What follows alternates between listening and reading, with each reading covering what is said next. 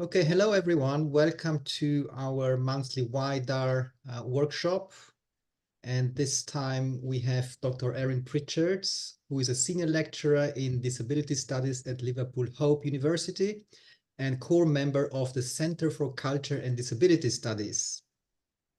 Her first monograph, Dwarfism, Spatiality, and Disabling Experiences, provides an interdisciplinary approach by drawing on theories within human geography and disability studies to explore the social and spatial experiences of people with dwarfism. Her work also centers on how cultural representations of dwarfism influence social understanding of the condition, including co-editing a special issue on representations of dwarfism for the Journal of Literary and Cultural Disability Studies. She's also an activist for the rights of people with dwarfism, and in 2021, she was hired as a consultant for Disney, specializing in representations of dwarfism. And the paper today is entitled The Socio-Spatial Experiences of People with Dwarfism in Public Spaces. So Erin, thank you very much for being here with us today and sharing your research. And I will hand over to you. Okay. Yeah, thank you, Madeline. That was a nice introduction. Yeah, so I have some slides and I've updated them a little bit in case people want to join in with questions or anything like that. I'm very open to that. But and if there's anything, just tell me to stop. I'll share my screen now and I'll just get straight in.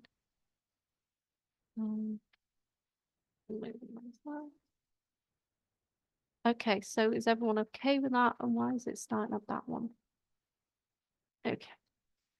So yeah, I'm going to talk about this dwarfism, spatiality, and disabling experiences, or the socio-spatial experiences of people with dwarfism, which is largely drawn on my first monograph. And so, like as Colin said, I'm a senior lecturer at Liverpool Hope University. I'm also a core member of the Center for Culture and Disability Studies. If anyone's interested in that, then please do have a look.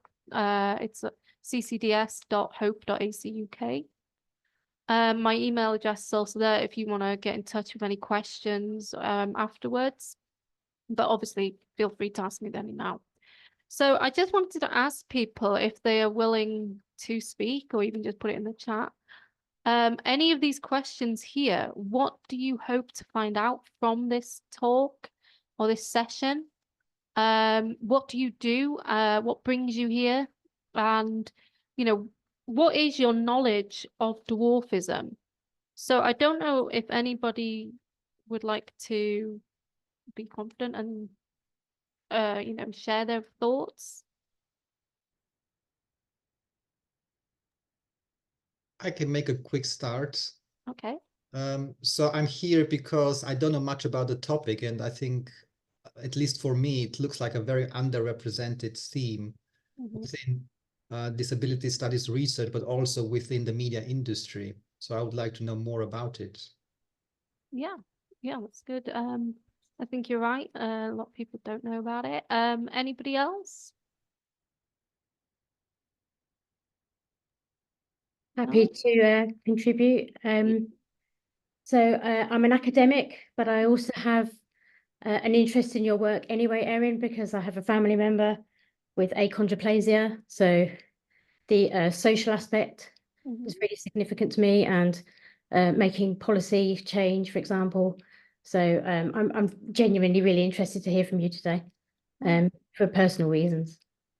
Yeah, no, that's great. And what you mentioned about policy, even we can build on that today as well, and look at some of that. And there's the paper I can send you afterwards, possibly, if you remind me. Thank you. Okay. Hi. Hello. Hi. Banya. Banya here. Hello. Yes, I'm interested in the topic because I come from Uganda, and there's different terms used to refer to dwarfism. In Uganda, they call them little persons. So, I mean, the word doesn't really define the person. Is little is not dwarf. So, I mean, I that's why I'm interested in this topic, and to clearly understand the challenges that people with dwarfism go through, because I understand that mostly the infrastructure is not built to accommodate them, and that is what I really want to understand more. Thank you. No, thank you. Yeah, you're right about terminology. In certain places, it depends where you are in the world. So like you say in Uganda, but also in North America, little person is favored. In the UK, it can vary: person with dwarfism, dwarf, person with restricted growth, person of short stature. So all these terms are very acceptable, and it just depends on the person, basically. Some people like little person, some people like dwarf, you know. But I found in my research, person with dwarfism was most popular and sort of, you know, the one that identifies as most. The one term the vast majority of people with dwarfism hate and really find as a slur is the term midget. So yeah, so thank you. And you're right about the infrastructure and stuff, and we'll come on to that soon, hopefully. Okay, anybody else? Chat. Okay, I'll move on. So, from what I guess, a few of you will already know a lot of this, but basically just an introduction to dwarfism. It results in a person being no taller than about 4'10", so that's just about 1.4 meters, something like that, and having a medical condition. So it's not just about being short in stature. There is a underlying medical condition. This could be sort of, you know, achondroplasia, whatever. It's genetic, it's or hormonal. So a lot of hormonal forms of dwarfism, they result in just proportionate dwarfism. But a lot of them have been wiped out. So here there's, according to recent medical science, there's about 400 different types of dwarfism. And they, you know, they, like I say, can either be hormonal or genetic. These have underlying impairments that can often differ. So I'll come on to that in a minute. So depending on the type of dwarfism, person's body is either disproportionate or proportionate in sort of stature and everything. So for example, achondroplasia is an example of disproportionate dwarfism, where the torso is of average stature, but arms and legs are very short. There's other forms of dwarfism where the body is short, but the arms are long. But some people have proportionate dwarfism. This is more because of hormonal reasons. So a lot of the times now they've developed a new drug, which has been for a few decades, where you inject a child with growth hormone and they will grow to an average stature. They've recently just found the gene for achondroplasia, and so they're working on treatments for that. But this is the problem. Not everybody with dwarfism wants this, but it's forced on children. So it's estimated that there's approximately 250,000 people with achondroplasia worldwide. It's a very rare condition. Even though that's the most common form of dwarfism, it is rare. It's, you know, something you don't see, like you don't really bump into people with dwarfism that often, but you will see a lot on the television or in films or in fairy tales and, you know, cultural references. As I was just saying, then there is, like I said, the hormonal dwarfism has practically been wiped out in Western society due to advancements. Now, most people with dwarfism, even though it's genetic, can be genetic, are born to average sized parents. People tend to think we come from like a race of dwarfs, that we live like as a race together somewhere, whereas actually 80% of us are born to average sized people. So my parents are of average stature. My grandparents, great-great-great-grandparents are all of average stature. My siblings are. But there's this assumption that we all come from this race. And that, I think, plays into the notion of the mythic dwarf. And so people often ask me, well, your parents like you? And I find this quite problematic because you won't ask a wheelchair user, so are your parents like you? So you become this kind of different race. And then they find like the problem is because we're mostly born to average sized parents, there's new treatments for dwarfism now where they're saying Well, we can give it to the kids, and parents are choosing it on behalf of their children without knowledge of dwarfism, without any knowledge of what it's like to have dwarfism. They're making these assumptions based on disability stereotypes and heightist stereotypes. So back in 2009, I think it was, I won a ESRC scholarship to do a PhD over in Newcastle University in the department or the School of Human Geography. Because by trade, like my background in academia is all geography, so physical and human geography was my degree, an undergraduate degree, a master's degree. And so I wanted to keep building on this. And so I wanted to understand how people with dwarfism navigate spaces. So this book came out of my doctoral thesis, and I used the social model of disability. So as you probably all know, it's where you are disabled by society. You're not disabled because you have dwarfism or because you have spinal bifida or whatever. You are disabled by a society that does not take into account people with impairments. And so the book explores the barriers people with dwarfism experience within public spaces.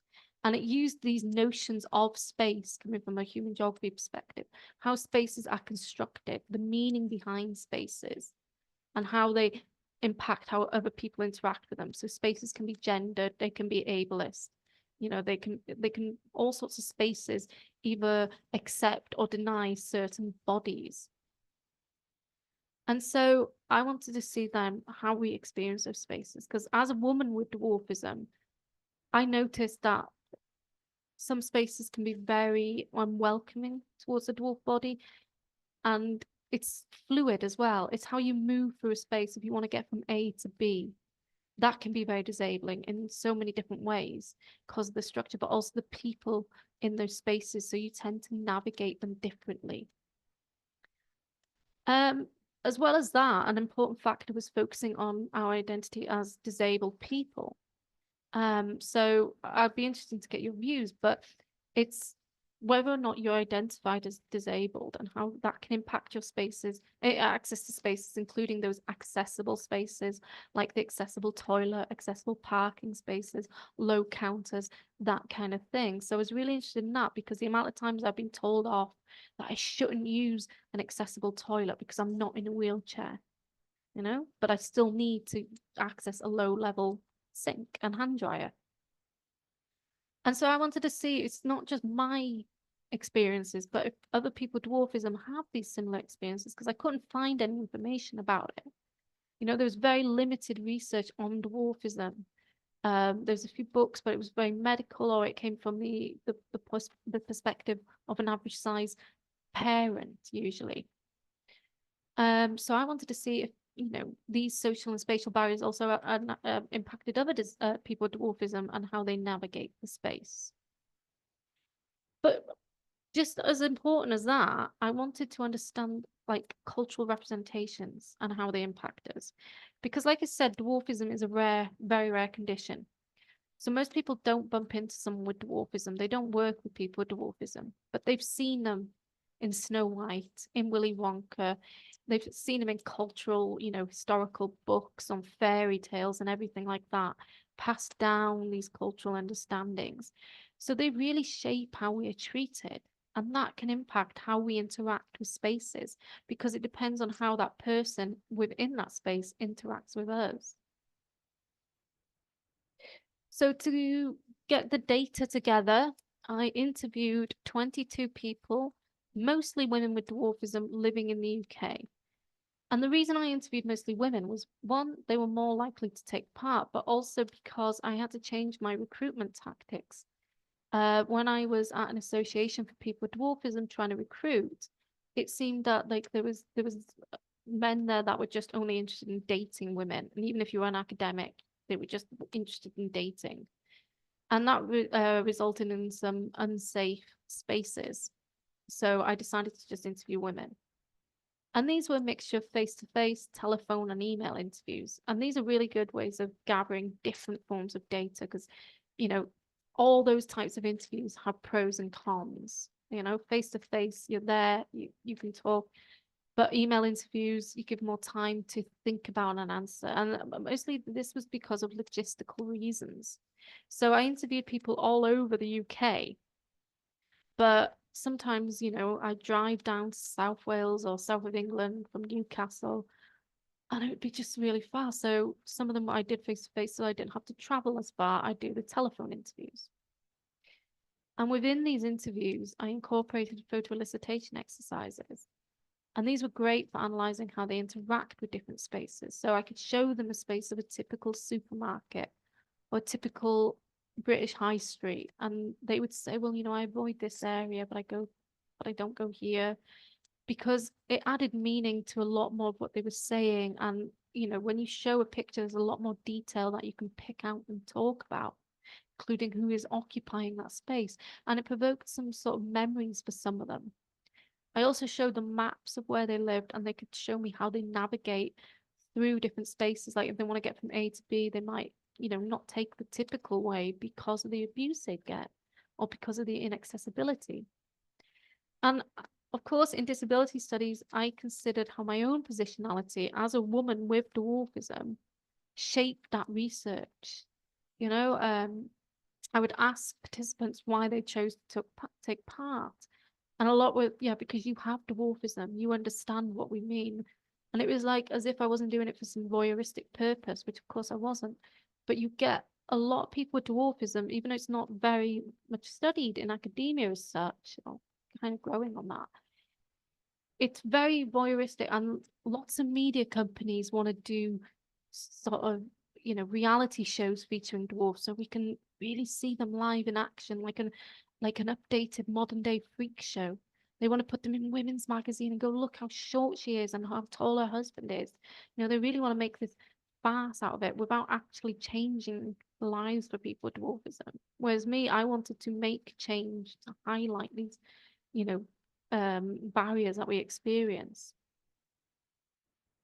So one of the main sections is looking at how people with dwarfism interact with everyday spaces.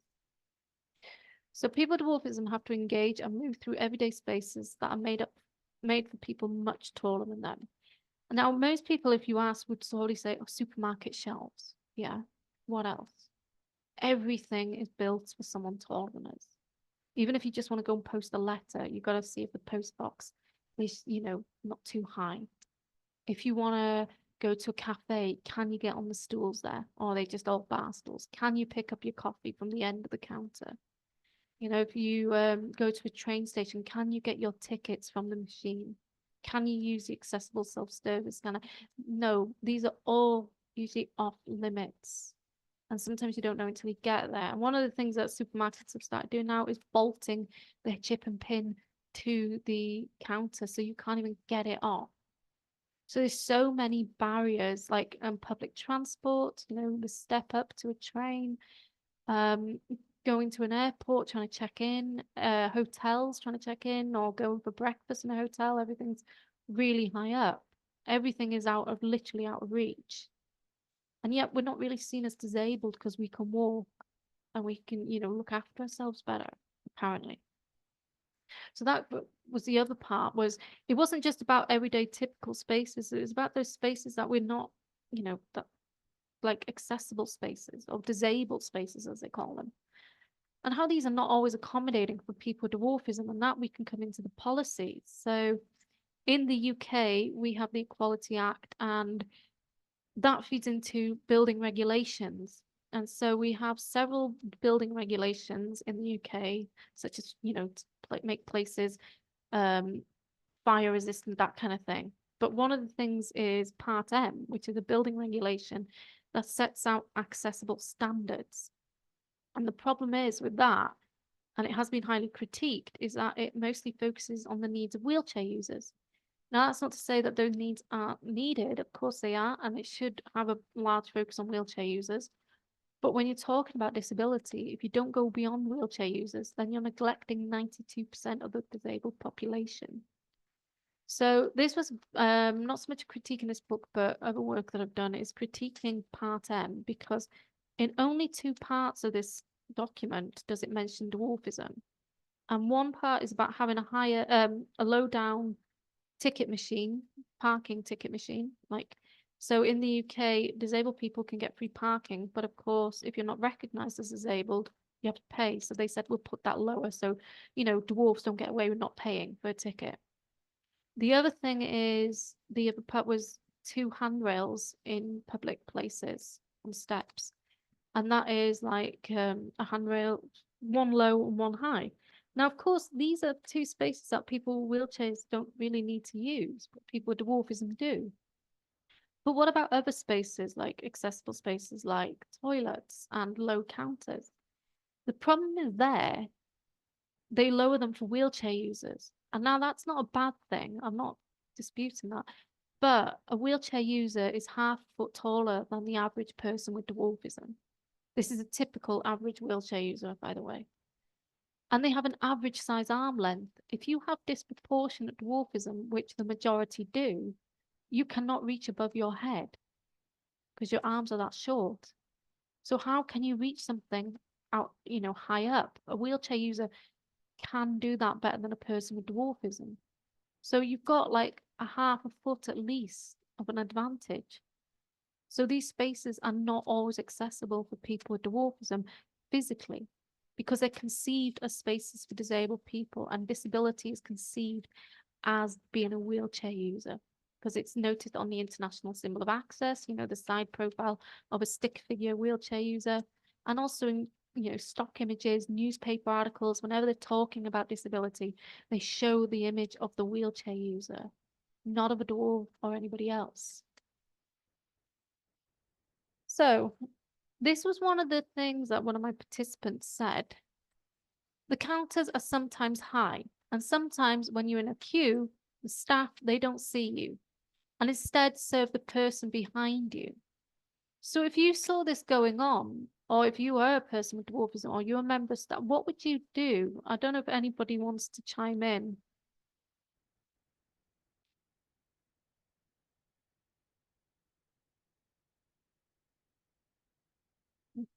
No?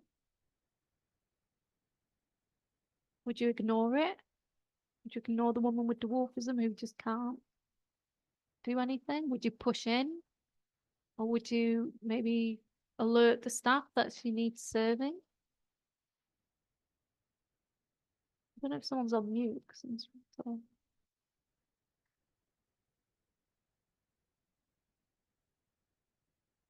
No? Okay. Yeah, I can. Yeah. I put it in the chat, but I'll also say it. Yes, I'll definitely tell the staff because they really need to address this this issue, and it's not just that in that one moment. It may happen again. So there's definitely a problem there with access and sustainability. So I would address it. Yeah. Yeah, and this thing, it's very difficult because what we've noticed is there are good people like yourself who will sort of try and alert staff, whether it's because the staff goes to them first and they're like, no, this person's before me, or if, you know, they see the person's just continually there, they sort of shout to the staff, you know, there's someone else that needs serving. But a lot of people will use it as an opportunity to push in front of you. So, you know, everybody's different. There's good and bad people in this world. There's been a lot of times, like, so for example, I'm next to get served at a bar, and somebody will put their hand over my face so that they can get served. You know, I remember once I was trying to get served, and people see this as an opportunity because they're like, ah, yes, you know. And in the UK we do love a good queue, but people like to push in as well. And people will do that because they're thinking, ah, she's not going to fight back. A person with dwarfism is not going to fight back. So people will do that. They will take the opportunity to push in front to get a place. And they know you're there, and they can, and so, you know, you have to shout up and go, excuse me, I was here. You know, so it's dependent on the staff. And this is where I think a lot of staff need good training, is to recognize those people who can't see it or have another counter. And I think there's some chat here. So yeah, yes, that's a good one. That's a good point. The thing about sometimes now in like some restaurants and some cafes or whatever, you can use the VR code if you know, order from the table and it'll be brought over. That is quite a game changer for people with dwarfism. Unless you've got an old phone like mine that only works when it wants to. But yes, it is much better because you get away from that crowd and you can then, you know, get served. Yes, Siobhan, I have experienced that too. People reaching over you to grab something from the you know, you're standing there and you're looking at shelves, you're looking at what bread you want to buy, and somebody will just come behind you and you just see this hand reaching over you to get something. And it's as if I often think, do people not realize that I can talk, or do they think that I speak some dwarfish language, like, or maybe in a series of, you know, clicks or something, that I can't talk. And so, you know, whenever you want to get past someone, whenever you want to reach them, you usually just say, oh, excuse me, but they don't. They just push and shove. And again, it's that demonstration that people with dwarfism don't have rights in society. We're not seen as equal. You know, so yes, you get the pushing and the shoving and the ignoring, because sometimes it's because these facilities are too high, but sometimes it's just because people are just rude, basically.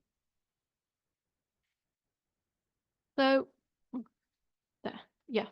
So accessible spaces. So in the UK and the US and a few other, you know, quite a few other areas, we have various different disability access policies. In the UK, we had the Disability Discrimination Act, which was then taken over by the Equalities Act. And this was to provide reasonable or minimal accommodations. So this is very problematic because when it says where reasonable or minimal, it's not going to provide for all. And usually these accessible spaces are based on typical notions of disability, so particular ideas of disability. So it's mostly the wheelchair user, because that's used as that symbol of disability. Everybody recognizes that if you're using a wheelchair, you are disabled. It's that identifier. And it's, of course, it's found on the, you know, on toilet doors, in parking spaces, to note that these spaces are for disabled people. The problem is people usually take that too far, you know, and think that that's the only disabled person we have. Now, for people with dwarfism, they could be enabling or disabling these spaces. Because of that narrow perception, you're creating it for a very different disabled person, a very, you know, but they see disability as homogenous, this one fits all. So that was something that really, you know, interested me, is can other people with dwarfism use these different disabled facilities? And some found them, yes, they were very enabling because they were usually lower down, whilst others were like, yeah, but they're still not low enough, or parts are lower and parts aren't. So as one of my participants says, apart from smaller counters and things, but even then, people in wheelchairs still got reach as they have average size arms, whereas they don't think about it for us. So you might be putting something lower, but if the depth or the width of that facility is still long, you cannot reach it as a person with dwarfism. So for example, a lot of the time, when you put a low sink into a public toilet, they will still put the soap dispenser and the tap at the back of the sink, and you can't reach them. Or if it's a sensor, you got to try and like try your best to try and get it on. But if it's like a handle, you can't reach it. If it's a soap, you can't reach it. Now the solution to that is to put the tap and the soap on the side of the wall. So if you have it on like the far end, so then you can reach it. You can reach all of it, you know, or not to have such a massive sink in the first place. So that's one thing that they can do. And if they, you know, if you're at a counter, like in a post office or supermarket, have the chip and pin machine closer to you, so you don't have to stretch to see it or use it. Because I have been asked for my PIN number by staff because I can't reach it. And I'm like, well, the whole point of a chip and pin is to not give you my PIN number. You know? But as Sophia says, here in England, they only see disabled people as people in wheelchairs. I do feel we are excluded and not seen as important as other disabled people. So yeah, so this was like this hierarchy of impairments. We're not seen as important or as in need of accommodations. Yes, I can see there's a few questions. You want me to... Oh. Right, I wonder whether all... Yeah, that was thing. Okay.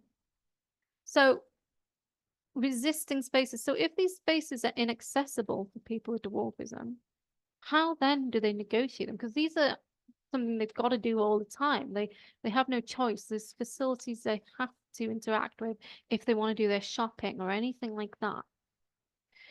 So I focused a lot on how people with dwarfism interact with different spaces and their hidden labor, you know, that effort they have to put in order to minimize unwanted social implications or social barriers. So for a lot, they were dependent on others. A lot would be dependent on family because they knew them better and they knew how they would react to them needing help. Because you can never be quite sure with strangers. Some strangers are great and will help you. Other strangers will ignore you or mock you. And if you're getting mocked most of your life by strangers, you don't really want to provoke them further. There have been occasions where people have actually offered help without being prompted, and that's great. It's nice, but it's not straightforward. So as Jade points out, places where people are very busy and they're not going to consider your needs. Like on a Saturday, I wouldn't even contemplate going shopping then. The shop assistants are busier and so they can't assist you as much. Now, in a lot of cases with supermarket shopping especially, they've cut the number of staff they have working there to increase profits. So of course, if you've got limited staff availability, you don't have, you know, it's going to be much more difficult to find someone. So when it's busier, like on a Saturday when most people do their shopping, you can't go shopping then. You're restricted on what day to go shopping because you need assistance.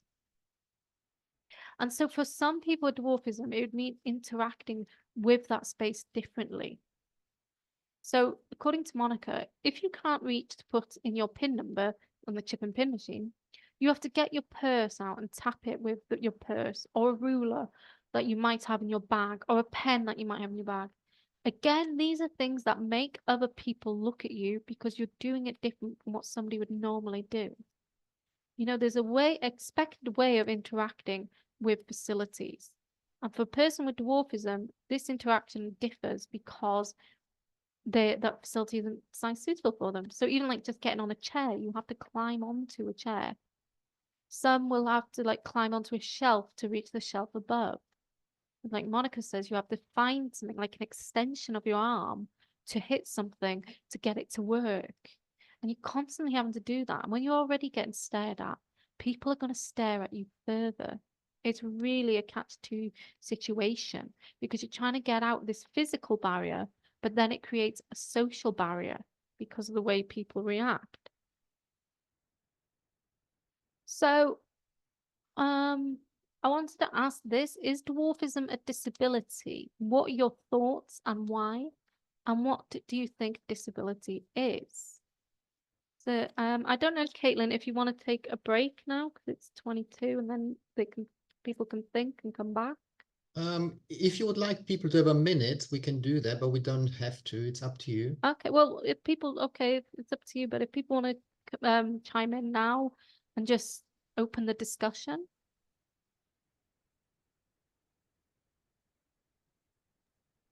Well, for me, that's a question that I always ask myself. Like many other social identities, that I'm not really sure whether it's classed as disability or not. So I think a lot of people are anxious to talk about it because they don't want to appear that they class it wrongly as disability or not. Yeah. Yeah, you're absolutely right there. Because in the disability community, people with dwarfism haven't really been involved, and there's a lot of ego with people because disability is seen as quite a negative trait until you learn about the social model. And so for me, a lot of people with dwarfism say, no, I can do everything an average sized person can. I'm like, so if you go on a plane, can you put everything in the locker? And they're like, oh, or do you need pedal extensions to drive? And when you explain the social model of disability, people are more open. But a lot of participants were telling me, well, I try and sign a form in work and it asks if I'm disabled, but the disabilities they list don't include me.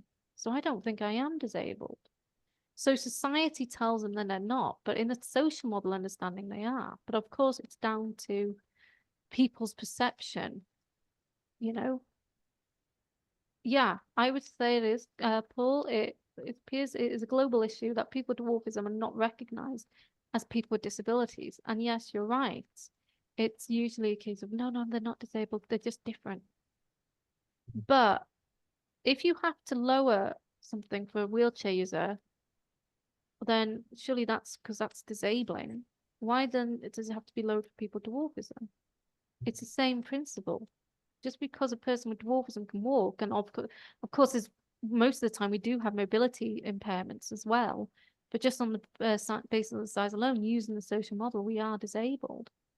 And we are recognized as disabled under the Americans with Disability Act and under the Equality Act in the UK. But it is, again, personal preference for people with dwarfism to say if they're disabled or not. So I think it just depends on the person. And that's certainly what I found. Even though a lot of people are talking about very disabling situations, they'd say, no, I'm not disabled.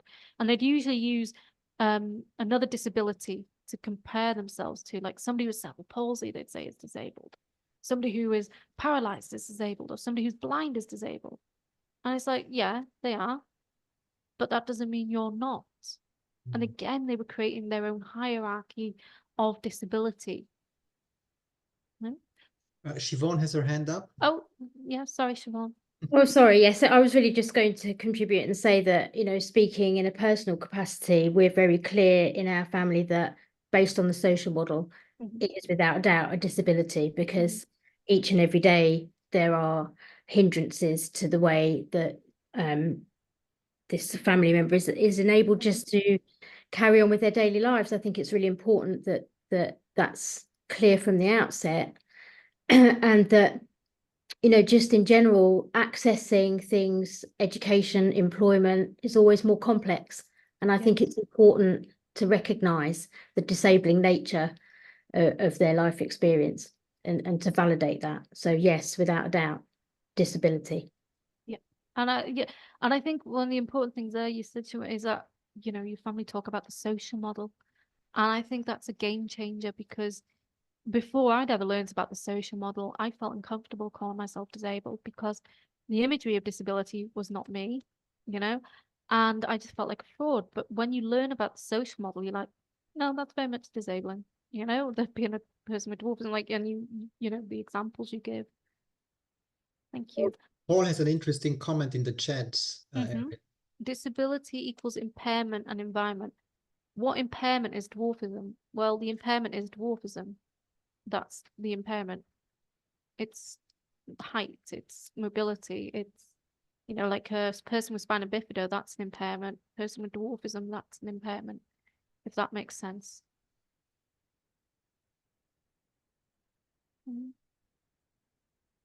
You know, because it's related to height, it's related to many things. So if I take achondroplasia, for example, which is what I got, my height is disabling in a one-size-fits-all environment, and that's my impairment, is dwarfism. But also the fact that I have spinal stenosis, that's another impairment. But I think that would be more readily recognized as disabling, even though it's not as disabling as the actual environmental disabling aspects of dwarfism, which is the people and the spaces, if that makes sense. Okay. Do you think, sorry, can I just ask a question? Yeah, of course. Do you think that media has a role in this, how it represents dwarfism in relation to whether it's classed as a disability or not? Oh, yeah, Not massively. legally classed, but in the perception of people. Yeah, massively. And that's something I'll come on to again as well. But yes, because the way dwarfs are culturally represented, and a lot of the time that's figures of fun, they hide disability in it. They hide the disabling aspects of dwarfism. Because if you laugh, you know, people aren't meant to laugh at disability. I'm not saying people don't, but it's seen as cruel to laugh at someone who uses a wheelchair or something, but dwarfism is fair game. So you need to hide that disabling aspect of dwarfism in order to do it. And that's why you allowed things like midget wrestling or midget tossing, because they're not disabled. It's okay. You wouldn't have, you know, and it was a slide I actually took out, funny enough. But as one of my participants pointed out, you wouldn't have cerebral palsy person throwing or spina bifida person throwing or Down syndrome throwing. But you can have dwarf tossing because they're just seen as short, and that's okay. Whereas actually there is a high risk of injury because of our spines. So I think when they culturally represent us, they have to represent us as just little beings as opposed to disabled people, because then it becomes cruel. And one of the things I noticed, you know, when you're bored and you're just going through Facebook videos or TikTok videos, whatever, I noticed that there's the ones that focus on wheelchair users or something are the ones where they go, oh, look, they're great, they're inspirational, look at them doing that, you know, they're brilliant. It's inspiration porn. When it comes to dwarfism, everybody's like, that midget's so funny, look at the tiny midget, look, he's trying to ride a bike, he's hilarious. They laugh because he's not seen as disabled. And if you look at most imagery of disability, there's never a person with dwarfism in that image. I think there's a question or comment. Oh yeah, cool. So yeah. So perceptions of disability, as I said, it's seen as more of a difference than disability. And so as Jade said, I had a wheelchair user tell me off once for using an inaccessible toilet because I wasn't in a wheelchair. I explained how I couldn't reach the sink, the lock, the dryer, or see the mirror. She still didn't think that they were also hers because that symbol, the international symbol of access, seems to say it's specifically for them. Now, as I said, a wheelchair user is usually a bit taller than a person with dwarfism. Now, the accessible toilet, they lower the lock and everything because sitting in a wheelchair makes you shorter. So why then can't a person with dwarfism use a facility that's for someone who needs smaller facilities, lower facilities, I should say? That's exactly the same. And yet, because that symbol of disability is the ISA, she was told off for using it. However, as I said, most people with dwarfism, they have mobility impairments. They, you know, especially later in life because of spinal stenosis. Spinal stenosis is the narrowing of the spinal canal, and it means that your nerves tend to get crushed in your spine. So you have difficulty walking or, you know, temporary paralysis. So a lot of people with dwarfism use a wheelchair or a mobility scooter, and they've said the unwanted attention that they receive just completely differs. They don't get that much unwanted attention because they're seen as, you know, like as Jade says, when I'm on a scooter, I am treated differently. I am a more accepted member of society than when I'm not using it.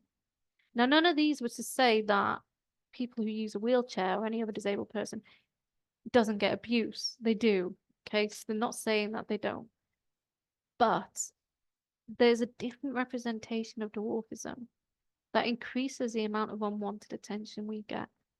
You know, wheelchair users are a more common sight in society, and it's, you know, only the worst of the worst would laugh at a wheelchair user or mock them, whereas seen as everyday game in this, you know, when it comes to dwarfism. So, for example, I've seen some of the most left-wing comedians who would never make fun of racial minorities or disabilities, but who openly mock dwarfs and who use the word midget. So there's certainly this hierarchy of impairment. I don't know if that's... Oh. So there's little people, yeah. Well, that's a good question, Diana. I think it depends on the situation about receiving too much unwanted attention or a lack of attention. And I think it came back to what we were saying earlier. In supermarkets or in busy areas, people tend to ignore us, speak over us.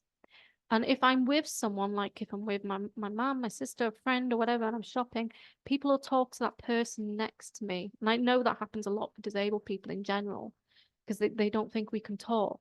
And they'll talk to that person. So there's a lack of attention, but then there's so much unwanted attention in terms of every day when you go out, you're going to get stared at. you might get photographed, you're gonna, might get laughed at.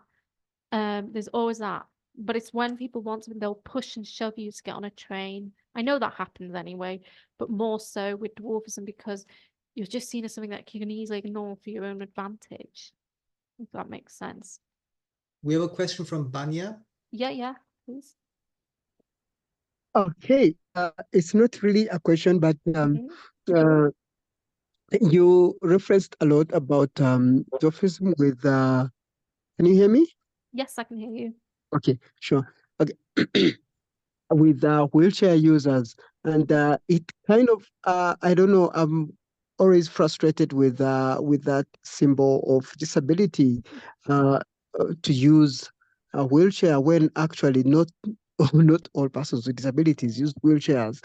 I was in Johannesburg, and then I was brought a wheelchair, and I said, "What?" They asked me to sit in a wheelchair. I said, "No, I don't use a wheelchair. Uh, you, I can just walk." I said, no, here the policy is that every disabled person has to use a wheelchair. No, and I think you have to change your policy, and I'm not going to follow your policy because I'm not a wheelchair user, so I'm not going to use it. So just let me hold your arm, and then we walk.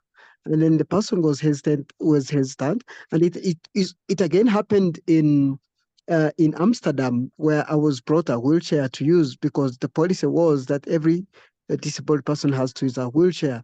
So I think it's quite wrong to make up a disability, a wheelchair be an identifier to persons with disabilities. Not so many would use a wheelchair. Then you mentioned about where everything seems to be out of reach, and actually persons wheelchair users or wheelchair developers have developed wheelchairs that can be adjustable, and then wheelchair users can literally reach everything because of their adjustable wheelchairs, and that's not helping persons with dwarfism. And therefore, I think there needs to be an advocacy whereby we should stop maybe creating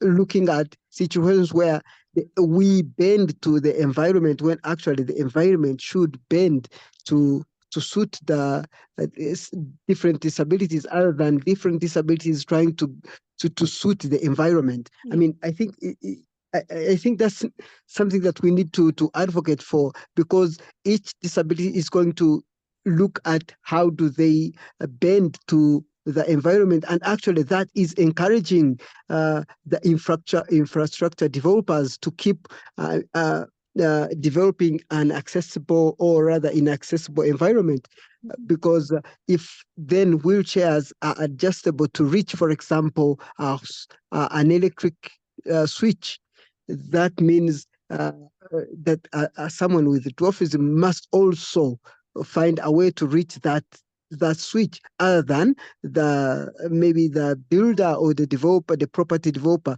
to make sure that the switch is reachable by all people. So I think there is a way that we need to advocate for adjustment in environment. Yeah, Banya, you make two really good points there. The first one, yeah, I've experienced it myself when I assume when you're going through the airport and you ask for access, whatever, and they're like, "Oh, you're a wheelchair, you're like, no, I'm disabled." Also, you're a wheelchair user. No, I'm disabled. And it's always that's the only offer of help you'll get, is if you are willing to sit in a wheelchair. And it's very problematic, and that is because of that symbol. The symbol is great nonsense because everybody recognizes it, but in another, they only recognize a minority of disabled people. The other point you make, that's really interesting and something I haven't really thought about. But yeah, I've seen that they have been developing wheelchairs that can, at a touch of a button, sort of go a little bit higher to reach the next shelf in a supermarket, for argument's sake.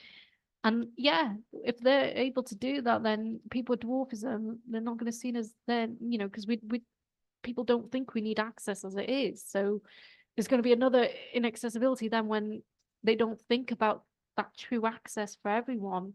So like, two really good points. Thank you, Vanya. So yeah. So getting onto these cultural representations of people with dwarfism. and the social and I think, yeah, I think it was put up in the chat. Yeah, old age and obesity is open game to comedy. Yeah, a lot of the time it is. But the prominent figures of fun have always been people with dwarfism. And so this is the thing, it's dwarfism is often deemed more of a novelty than a disability. It's not only prominent in films and television shows, but also a commodity that can be hired out. Now, this goes back centuries. So even in Egyptian courts and Roman theatres, people with dwarfism were kind of owned. Firstly, in Egyptian courts, they were seen as gods. So when you saw a real life dwarf, the royalty wanted to keep them, because that brought them closer to the gods kind of thing. And then I think in the 15th to the 17th century in the UK, or maybe it was 18th century, they were kept as pets and traded as gifts, not just in the UK, but in Spain, in France, in all sorts, Poland and Germany, kept as pets and traded as gifts. So they were owned by royal people. And so they weren't seen, they didn't have much autonomy. They were seen as something to own. And even today, there is still that. Okay, so in the UK and in the US, and I don't know elsewhere, you can hire people who are about dwarfism. So if you're having like a celebratory event, maybe a birthday, a hen night or bachelor party, whatever, baby shower, people will hire out a dwarf. So one of the things they do is handcuff themselves to the dwarf and get drunk. Or if it's a baby shower, they hire a dwarf out to dress as a baby, and you own that dwarf for the night. And Princess Eugenie, the daughter of the disgraced Prince Andrew, who, likes his own commodities of young girls, she actually hired out 7 dwarfs for Snow White party, like when her 25th birthday party, when she dressed up as Snow White. And it's as if then you have no autonomy. You're something to be owned. You're an object to be owned. And so that again separates it from disability. And due to this rarity of dwarfism, but its prominence within the media, most people with dwarfism have experienced unwanted attention based on certain stereotypes. So according to Myra, everywhere I go, they say, that's a midget, or that's a mini-me. She's not a person, she's a that. It's all those characters, and they are quite funny characters. And, we've had situations where, I know when my sister-in-law, she was telling me that somebody ran up to her and goes, I've just seen a real-life midget. So a real life one, okay? Something that's come out of the television, something that's come out of the film, out of the storybook. It's a real life dwarf. You never say, I've just seen a real life, wheelchair user. But for dwarfs, it's a novelty, it's entertaining. So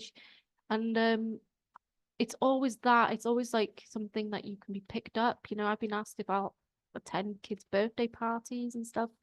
And it's because people perceive you as an entertainer and nothing more.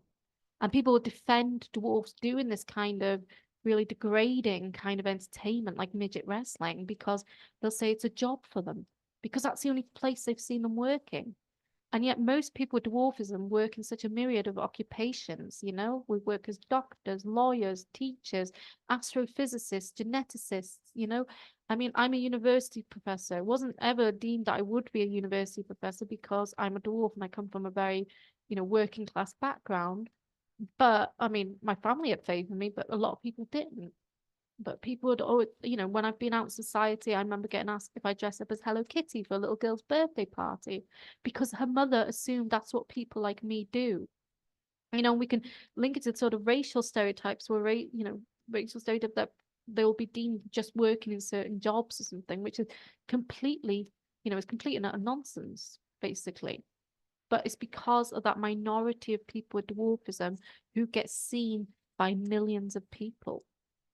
And that's the problem. And so there was a story of Stephen Paul Miller. He was a lawyer with dwarfism. He graduated from Harvard University, one of the top in his class in law. And he applied for job after job after job, and he never got anything until one company or law firm told him, no, we're not going to hire you because people think we're running a circus.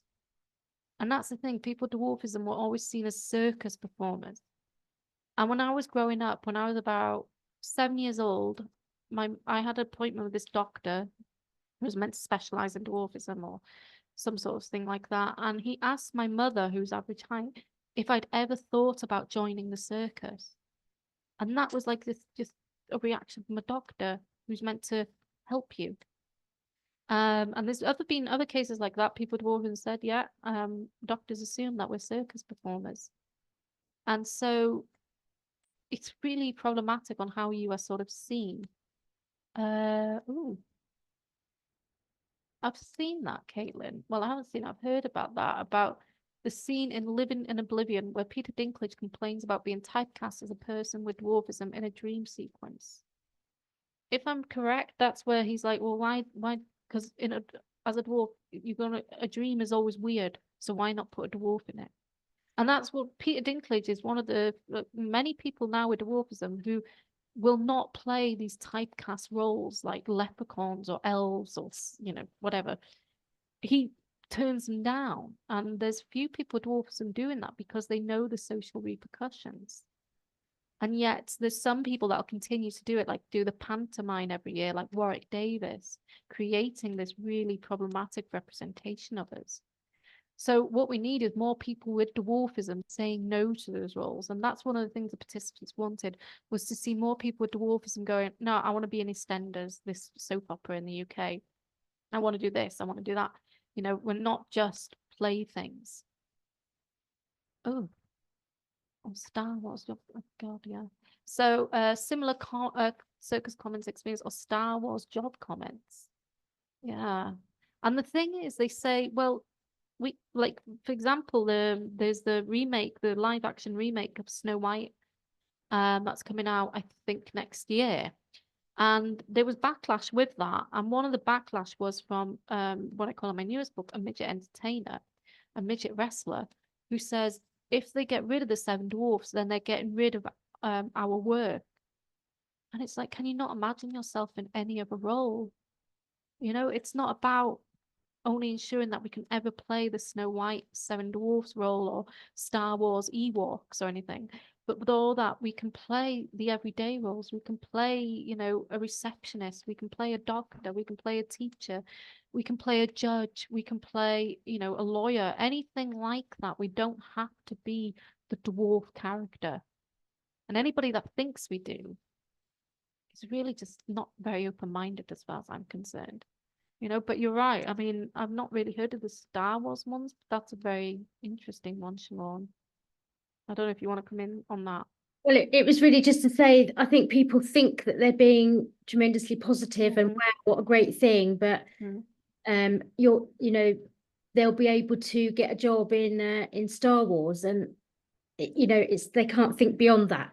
That's the only representation they know, so they think that that's the only option. Yeah. So it's not helpful, not a helpful comment at all. No, and I agree. They think they're being helpful, but they think they're being helpful because they think we're incapable, as if you're sure you can't do anything else. And of course, there's jobs that are restricted and off limits to people with dwarfism. Like, you're never going to become an airline pilot or a stewardess. You're never going to go into become a foot soldier in the army or anything like that. But there's lots of jobs we can do. And you'd never turn around and go to a wheelchair user. Well, maybe you can just play, certain roles or hire yourself out. But they do a dwarfs because that's all, like you say, that's all they've seen us in. So that's the only representation we're giving them. But I have a new book coming out in October, and the thing was, it's an edited book, and it's written, or I've interviewed people with dwarfism who don't do any, stereotypical roles or use the media to increase representations, more positive representations, and challenge problematic representations of dwarfism, like whether it's a podcast or blogging or anything like that, or photography, because that's what we should be doing, to sort of say to these people, look, we could do more than that. And hopefully in years to come, when there's more people with dwarfism as there is now in better representations, people will stop assuming that that's all we can do. I think there's another comment. Yeah, Lenny Rush. Yeah, there are, like you say, Caitlin, like there's I don't remember any people with dwarfism being cast in a role where dwarfism is not part of the story. No, as an incidental representation.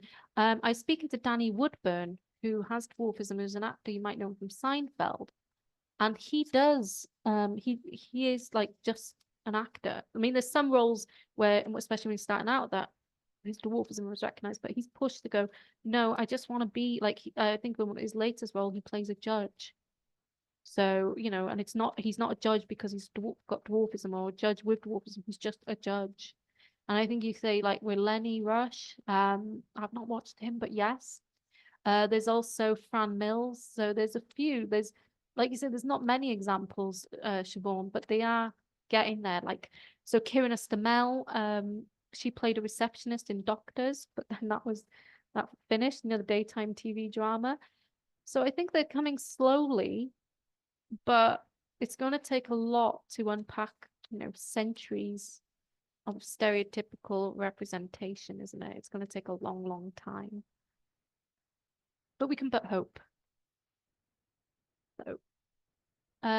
So anybody else want to sort of chip in on how dwarfism is represented where you are?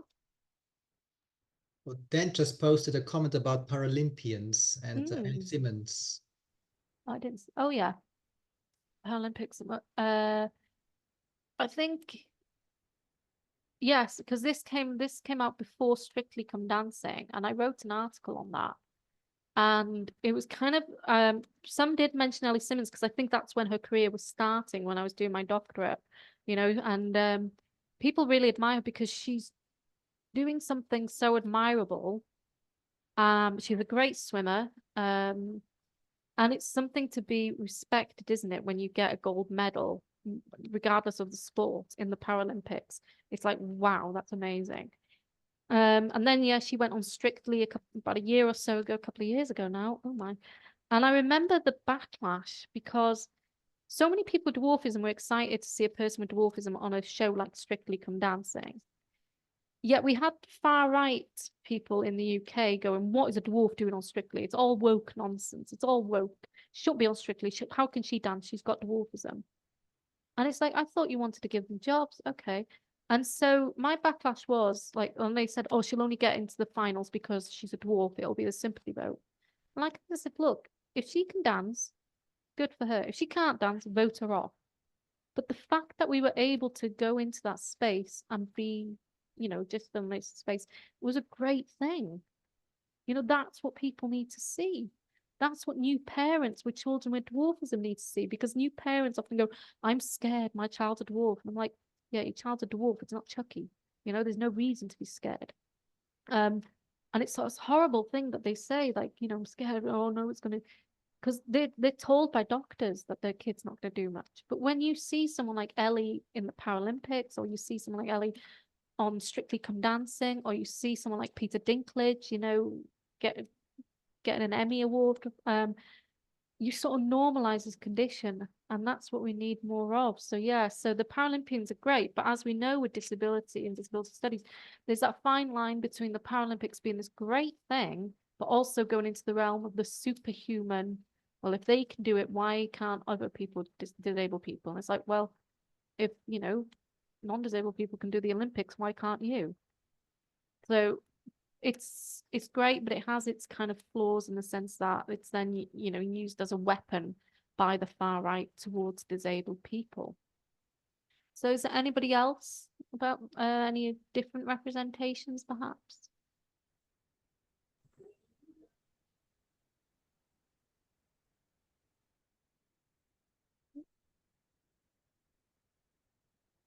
Okay. Can I ask something? Sorry, Yeah. Yeah, go on. Not directly related to representation, but about intersectionality. Oh, and yeah. If we think about the overlap of different social identities like disability, gender, age, ethnicity, I've noticed, for example, that in fiction films, it's very rare to see women with dwarfism. It's mostly men. Yeah. So can you talk a bit about intersectionality, also in relation to race, if possible, or age? Yeah, that's a good point. You're very right in like a lot of representations, especially sci-fi. dwarfs, I've started writing something on this, but dwarfs tend to be men. They're always men. And especially in sci-fi or fantasy, that's linked to sort of Norse mythology. Because in Arthurian legends, in Norse mythology, they were always depicted as men. And women, female dwarfs are very rare to come by. Because usually with dwarfism, it's that like these races of dwarfs, they don't breed. They just appear. So you want to stick to that asexual notion of disability. So you've just got men with dwarfism. When it comes to being hired out and stuff, most people, again, it's men with dwarfism who take part in stuff like dwarf tossing.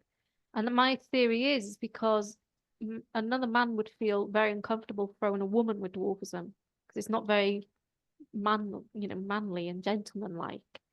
But also, there is this power notion, isn't it? If they toss a guy, another man, it's like, I'm stronger than you, I'm better than you. So there's certain that intersectionality that most representations are male. And when it comes to ethnicity as well, they tend to be white male. And again, the fantasy fiction, if you're thinking of Arthurian legends or Norse mythology, it's mostly white male. So in terms of women with dwarfism, a lot of women with dwarfism tend to push for better representations, but they're kind of kept, they're not as prominent as men. And in terms of age, I don't think that's something, I think that's quite fluid. You get a lot of, various ages, older people, dwarfism representations. Just, I think that's very reflective of every day. But in terms of gender, I definitely think it's male. In terms of ethnicity, there is some African Americans with dwarfism trying to create more positive representations. Like there's Aubrey Smalls, and there's also a guy, I can't remember his name, I'm very sorry about this, but he plays for the Harlem Globetrotters. So there is some growing there, but I think, yeah, the intersectionality. But like I say, because I mostly interviewed women, I'm unsure about some of those experiences that might differ. But in terms of representations, and I've analysed a lot of representations, they are predominantly white men with dwarfism.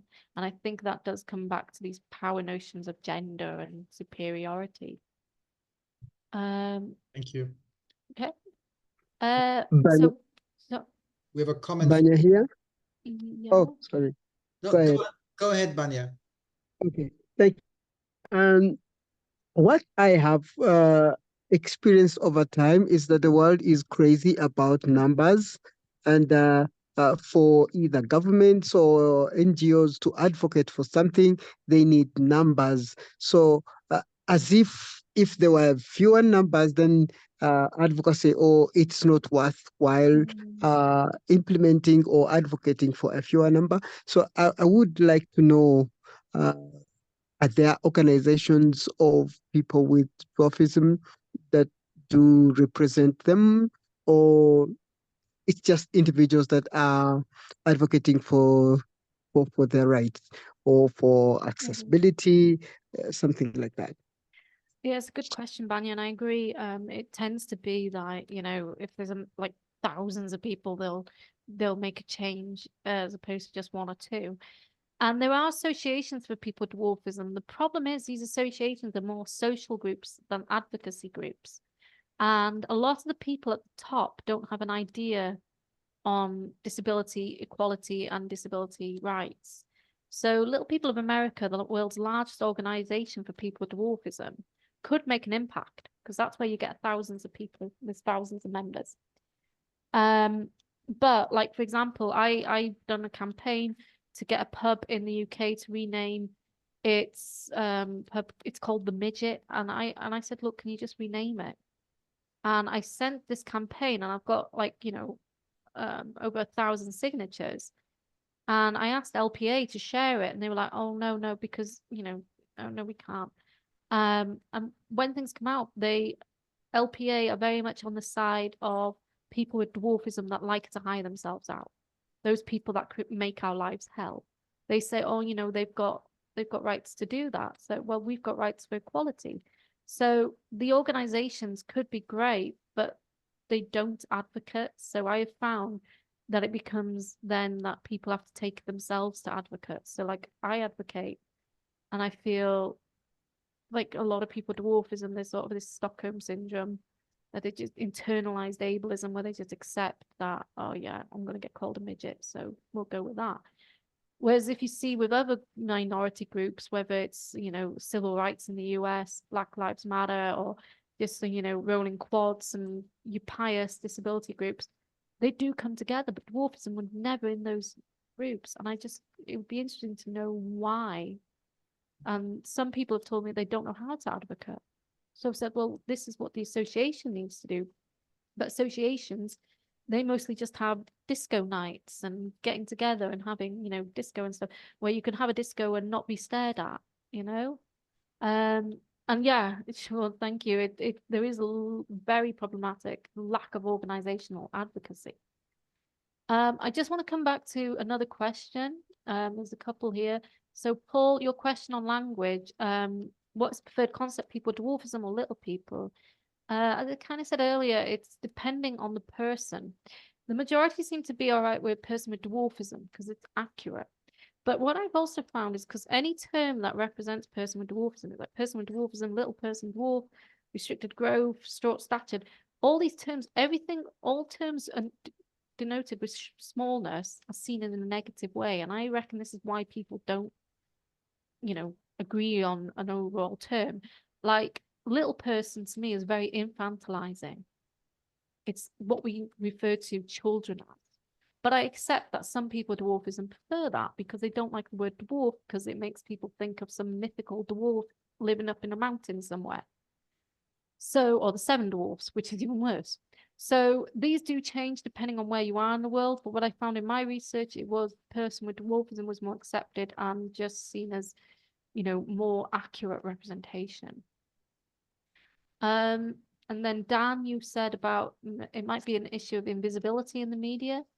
I think we're very visible in the media, but yes, at the same time, very invisible in the right places. We're visible in the wrong places. And we need to be visible in better places, like as presenters, as just everyday actors or singers or whatever, not just as novelties because of our dwarfism. That makes sense. Sorry, Erin. Yeah, I was commenting then about other countries and speculating about in Africa is the reason why colleagues maybe didn't have any or too many reflections on your question on this slide was because it's largely invisible. Yeah, no, that would be interesting to So that was hear. just like a speculation. No, I think you're right. Yeah, but I don't know if any colleagues in East or Central Africa, is that true?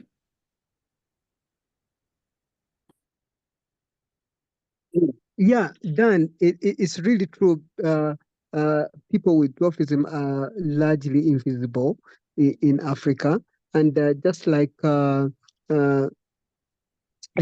mentioned, they appear in drama, in skits, in movies, and that's where we see, but we do not see them in real life, and that's why they're invisible. And one other thing is that because also the advocacy, if the infrastructure environment, if they really came up and then join up with a disability movement to advocate for accessibility, I think they need the accessibility more than the wheelchair users today, because wheelchair users are getting alternatives right now. They're getting alternatives in terms of adjustable wheelchairs, and where there's not yet a solution for people with dwarfism. So I think that there should be a great advocacy movement to advocate for accessibility in infrastructure regarding persons with dwarfism. Thank you. Yeah, no, that's interesting. I mean, I think, you know, with the wheelchair, yeah, you're right, but a lot of people don't have access to those wheelchairs. So I still think we need to advocate for better access for both groups. There's a question here. Oh, that's interesting, Paul. In Uganda, we have a political leader here who has dwarfism. So that's great. So you have a question, Paul. If you were to advocate on language, what strongly Would you advocate? I would say dwarfism, because I think that's more precise and also less damaging, because little person, you're just not going to be taken seriously. But yeah, so that's great with the person in Uganda who's the political leader. Okay. So some of these were taken from British and American shows, and these were the reactions of some of my participants. There's that show, Life's Too Short, with Warwick Davis. It's meant to show a dwarf's life, but he gets stuck in a toilet. How is that dwarf's life? I have never known that to happen. It's just having the fun made out of his height. Now, the problem is with Warwick Davis, he was or is the patron of Little People UK. And so this comes back to the lack of advocacy, because whenever you spoke out about these kind of roles, you were instantly shot down in that kind of space, because it's like, no, that's somebody's choice. So again, that links to the advocacy. And then according to Anne, the thing that gets me is that some small people, like that guy, Vernie Troyer, in Austin Powers, I would like to beat that guy up, because he can get a load of money for it, but we have to live with the consequences from it. And that is correct. I know she used some language there, but while some people, and that's the ethics, if so few people with dwarfism get to make money from what they do, first of all, you say, oh yeah, fine, you get some capital.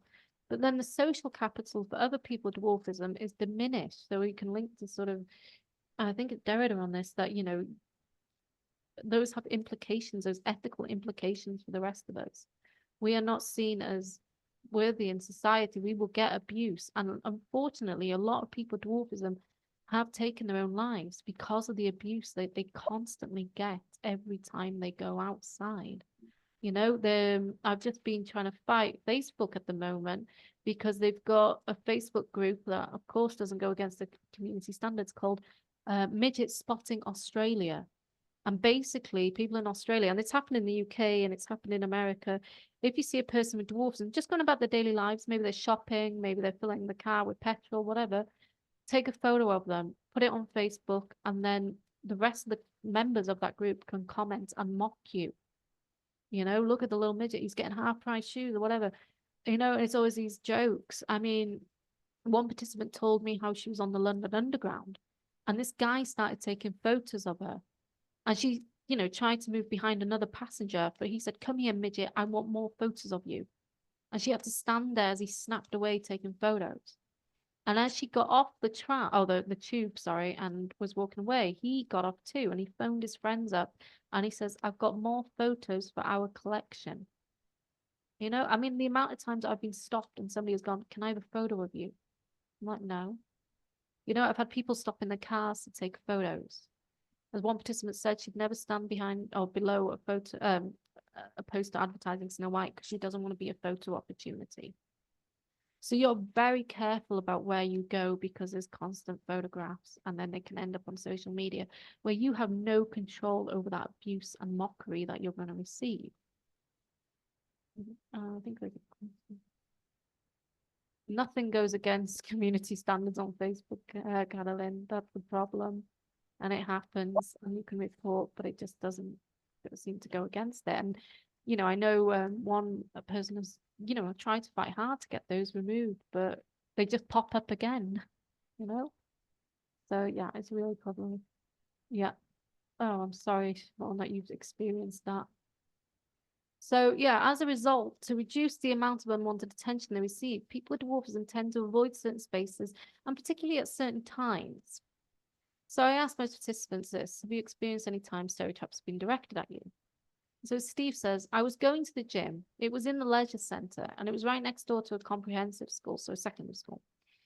And the time that my gym class was finishing, it was the school's lunchtime. And I was coming out of the gym as they were coming out of the school, and nothing directly at me, but I could hear the circus tune being whistled as I walked towards the car. Oh, and the Snow White tune as well, according to his wife. I just didn't go back there. I didn't need to put myself in that position. And it spoiled something for him. Yeah, and it was working as I was losing weight, but I stopped going and found another gym. So you're restricted on what gym you can go to because of the abuse of from people near that space. So So if a school is next to a gym, like a lot of people do, I won't walk past the school when it's, 9 o'clock or 3 o'clock when kids are going in or coming out. I won't walk. I mean, I walk past schools during break time, and the amount of kids coming to the fence to look at me as if I'm some sort of animal from a zoo is unbelievable, and the abuse you will get. I mean, and I remember, and I don't expect primary school teachers to do much about it, because I remember one time these two kids were staring at me, and I said it's rude to stare. And their mother, who I knew as a primary school teacher, and they were in, school uniform, so they were, they were old enough to be explained. And she goes, they don't understand. I'm like, well, do you want to explain to them? Oh, no, that's just too young, Erin, just leave it. And so it was as if I was meant to stand there and just be stared at like some zoo animal, that it was for some freak show exhibit, that I should be used to it because I have somehow chosen to be a dwarf, and this should be okay. But it's never acceptable. You can teach kids from a young age because kids tolerate difference unless you don't teach them different, But this is the thing, there was always that avoidance, and it's just to reduce that psycho-emotional disableism, as we call it, because it does have an impact. Imagine every time you go out, you're abused. And that is why so many people with dwarfism are taking their own lives, because it's just, you don't want another day of it. And it's found that, a lot of people with dwarfism just trying to avoid leaving the house because they know as soon as they step out their front door, they're going to get abuse. So how can we change representations? What could we do? I think we've mentioned it briefly. What else?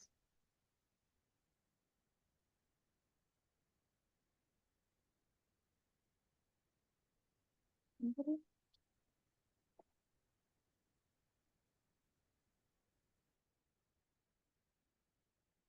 I mean, one of the things the participants said was just to have people with dwarfism in everyday roles, like there seemed to be going. Like one said there was a teacher in EastEnders. Why can't we just have more of that?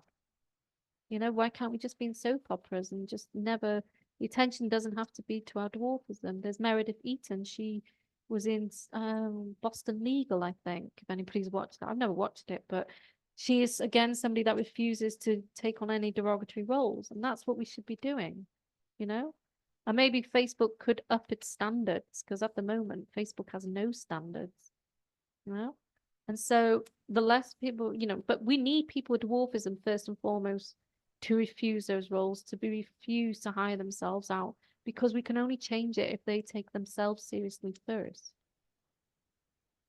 Siobhan has her hand up. Oh, sorry, Siobhan, I didn't. No, that's all right. No, it's just really quickly to just comment really that Mhm. there's a newsreader on BBC World who has a cochlear implant, and the recognition of him just being a newsreader with a significant difference is value, and I think this is where we need to start to see change.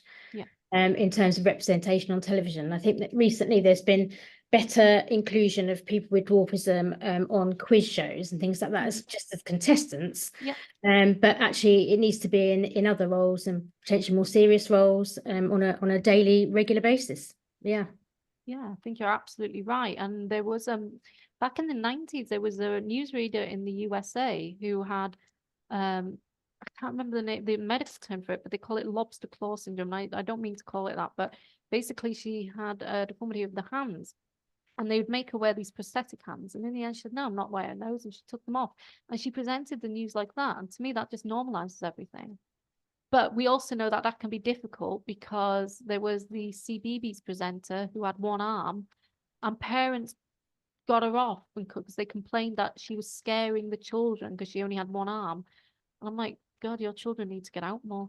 I went to school with a girl with one arm, and we started school, so there was a dwarf and a girl with one arm. We didn't terrify anyone because our parents were decent enough to explain difference to the, to kids. Like one of my closest friends who I started primary school with, she went home and told them, there's a really little girl in school. And her mum just said, yeah, she's just going to grow a little bit slower. That's all. You explain it. You don't have to explain to a kid that is achondroplasia and it results from this genetic condition. You explain it in their terms, that she's just short. That's inaccurate, but for a kid, it's like she just went, oh, okay. And we've been friends ever since. And now she's just had a baby.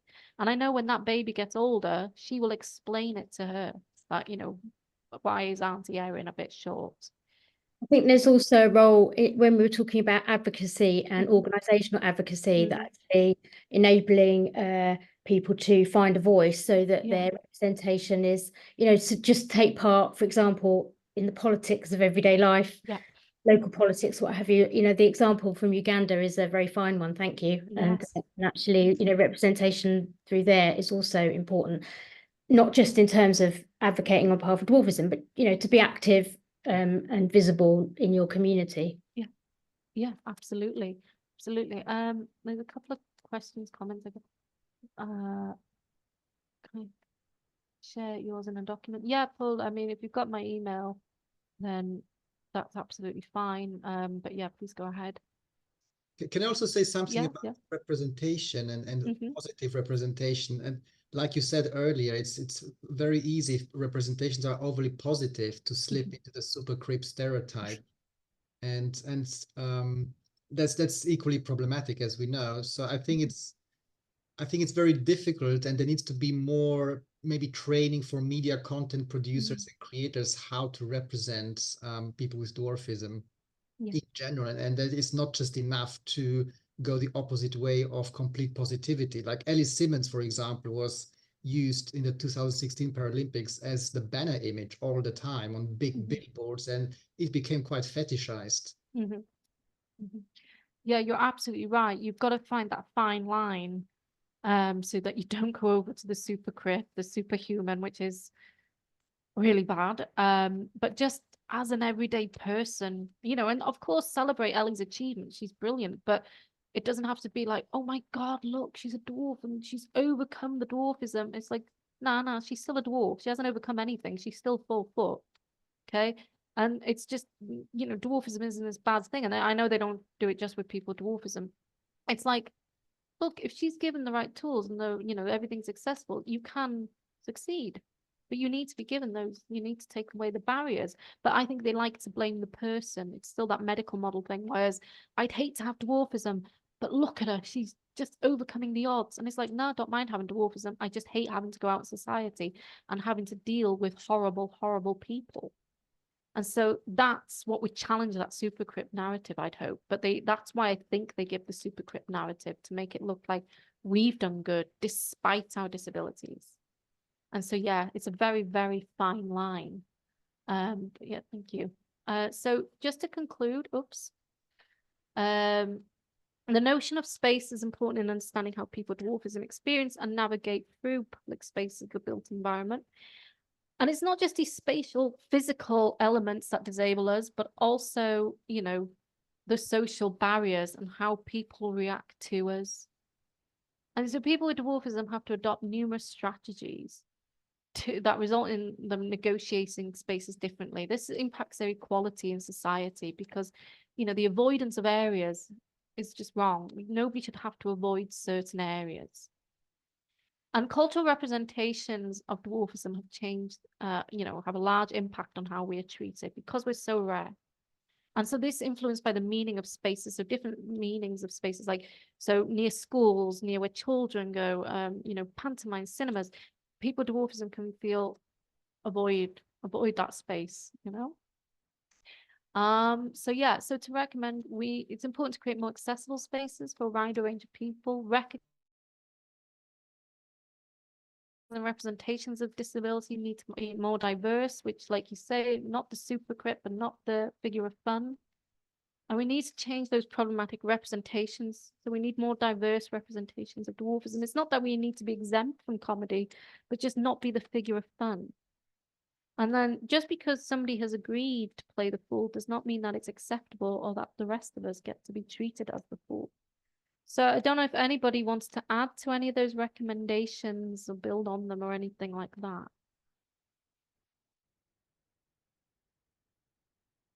Or you're tired. So I'm just going to stop sharing my screen because that's the end of the presentation. But I would actually like to add something to yeah, that, please do. which relates to your final point, but it's about people with dwarfism being part of interest groups or panels. So for example, the BFI has a disability interest group that does a lot of lobbying of representations when films are getting funding or in the development stage. And I think Warwick Davis is actually on that. Well, that's problematic. I think, or Peter Dinklage, I'm not quite sure. But anyway, being part of these kind of lobbying groups and interest groups is really important to influence policy making and content creation. Yeah, definitely. I think you're right there. And it's about how we get onto those platforms, though, because sometimes they invite them. And I can imagine they'd invite Warwick Davis because a lot of people are unaware of how problematic the roles he plays can be. Now, he's played some good ones, don't get me wrong, but playing something like an evil leprechaun or a panto dwarf or in Life's Too Short getting stuck in the toilet is not a great, representation of dwarfism. So you need the right people on those panels. If it's Peter Dinklage, fair enough, but it's how do you get onto those panels? Like I just got an email out of the blue from Disney and they said, can you consult on the new Snow White? And I was like, at first I didn't believe it because I thought, how's can't be from Disney. I sent it to my research mentor and I said, is this spam? And he was like, no, Erin, you're genuinely being contacted by Disney. And I was like, oh, okay, I'll do that. That's good. But again, then when you try and share it with people dwarfing, they're like, no, you need, and you don't get the right support. So when I did one of my latest campaigns to get rid of the well, it was the previous one, midget gems, change them to mini gems. A lot of people dwarfing were like, no, and so I took it on my own to do it. And then when I changed it, people dwarfism was like, this is great, this is wonderful. Can you do this now? I'm like, no, I've already got enough abuse. I got such horrid abuse of social media, emails and everything because of the Daily Mail, surprisingly, that I was like, ask LPA. But of course, LPA didn't do anything. Yeah, thank you, Diana. Thank you for coming to the presentation. But I understand people might need to go soon. So yeah, yes. So any other questions or anything?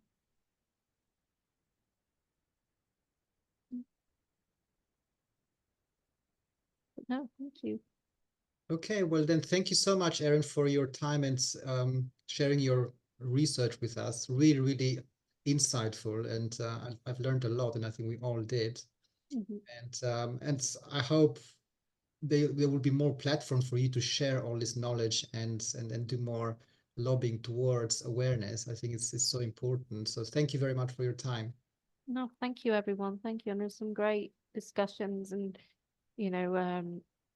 sort of prompted me to think about a few different things. So thank you all. Thank you very much for that really great sharing and understanding dwarfism. Well, thank you, George. Thank you, George. Thank you, everyone, for being here today with us. And sorry it went a bit over time. We'll announce our next workshop very soon. If you are part of the network, you will get an email for that.